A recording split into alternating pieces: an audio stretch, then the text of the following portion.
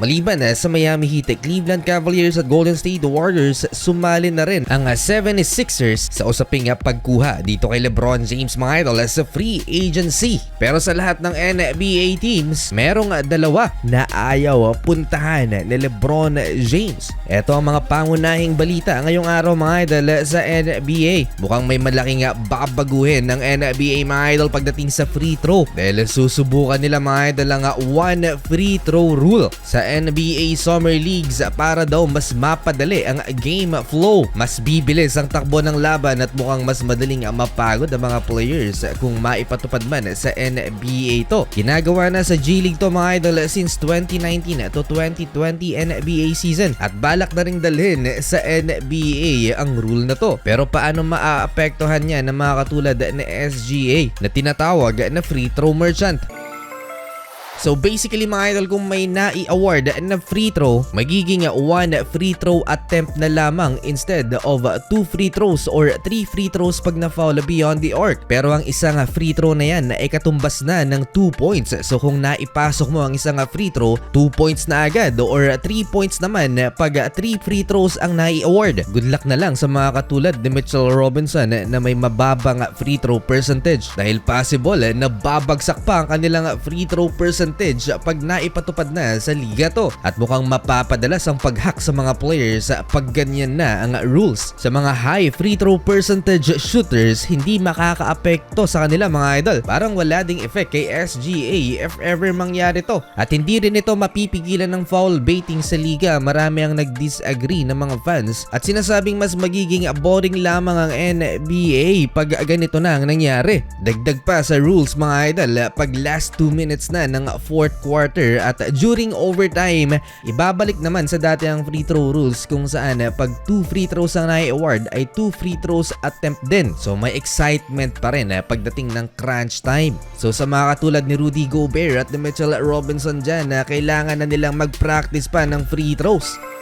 Si Kyle Lowry naman na napabalita nga nag-retire na, babalik sa Toronto Raptors. Pero hindi dahil sa nagbalik si Kawhi Leonard mga idol sa kupunan at dahil yan sa gusto niyang mag-retire as a Raptor. 40 years old na itong si Kyle at tumagal siya mga idol sa Toronto. Originally drafted by Memphis Grizzlies noong 2006, first round 24th overall pick. Pero na-i-google niya ang majority ng kanyang NBA career sa Toronto Raptors mga idol from 2012 to 2021.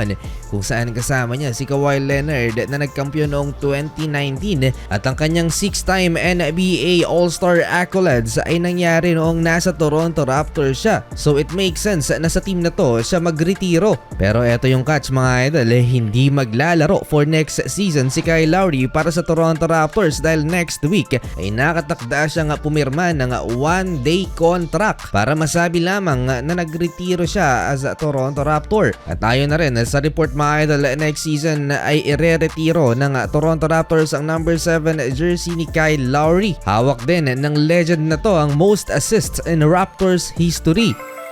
Balitang free agency naman tayo mga idol, nabigo si Jalen Duren na makakuha ng malaking kontrata. Originally 40 plus million ang hinihingi ng big man na to mga idol sa Detroit.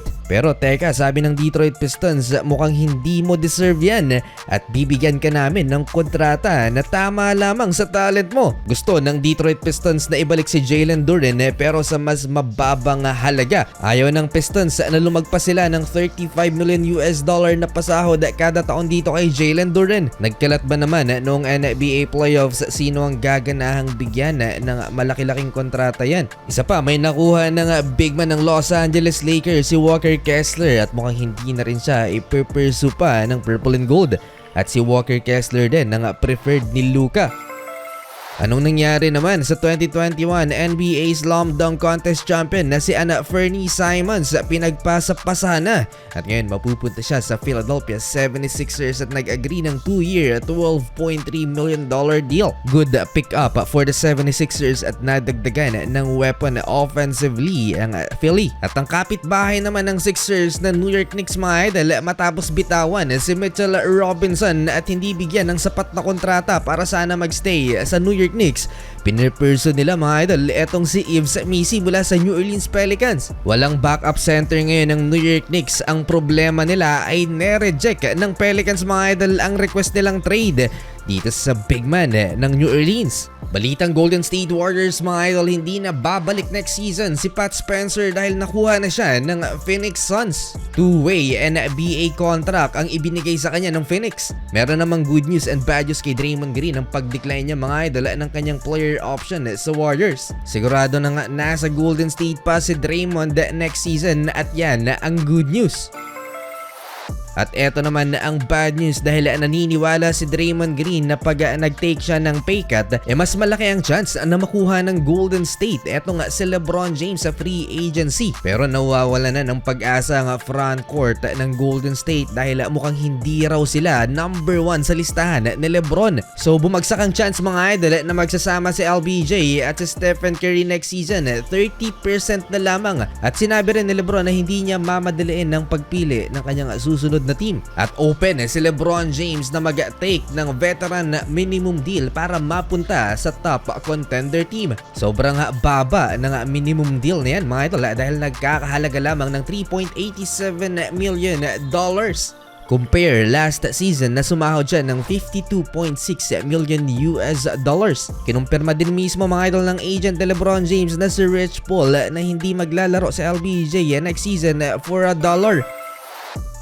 So it's a clear message na championship pa rin ang habol ni LeBron James for one last time bago siya magretiro. As of now, mas malaki ang chance na sa East mapunta si LeBron James. Nagpakita ng interes ng New York Knicks sa pagkuha kay LeBron, ganun din ng Philadelphia 76ers na ayon mismo kay Shams Charania. Seryoso ang Philly sa pagkuha kay LeBron. Sa 5 teams na interesado kay LeBron James, Warriors, Cavs, Heat, 76ers, and New York Knicks, eto mga idol lang Philly ang may mataas na tsansa na sunod na pupuntahan ni LeBron. Kung championship ang magpapasaya sa kanya dahil kaka-acquire lang kay Jaylen Brown. Loaded ang lineup ng Philly. Meron ding connection sa pagitan ni LeBron James at ni Tyrese Maxey, nakakasama ni LBJ itong si Tyrese sa mga workouts. Pwedeng gamitin ng Philly itong si Tyrese Maxey as a tool para ma-recruit si LeBron James dahil pareho din sila ng agency under Clutch Sports. At ang in charge sa paghahanap ng team para dito kay LeBron James ay walang iba kundi itong si Rich Paul. Isa din di umano sa i-consider ni LeBron James ay dapat